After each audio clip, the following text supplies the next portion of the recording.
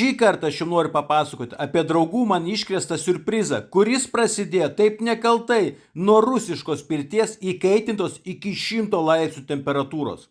Po pirties, kaip ir priklauso, ant stalo mūsų laukia užkandžiai ir alus. Kad alus lietųsi laisvai, reikia ne tik skanaus šalto alaus, bet ir gerų užkandžių.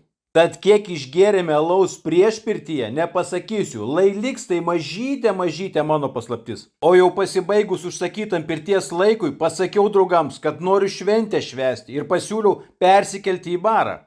O kadangi mano draugai ne iš tų, kurios reikia kalbinėti, tad žiūrėkite tos dienos tęsinį.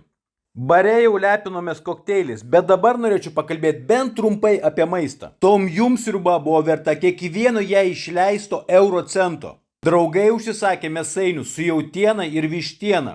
Jei damai valgančiai vištienos burgerį dar sekėsi kažkaip su juo tvarkytis, tai draugui valgančiam jautienos burgerį sultis mėsainio tekėjo ir per rankas, ir per žandus. O valgydami barbekių šonkulius niekuomet nenaudokite įrankių, nes skaniausia šio patiekalo dalis yra barbekių padažas nulaižytas nuo pirštų.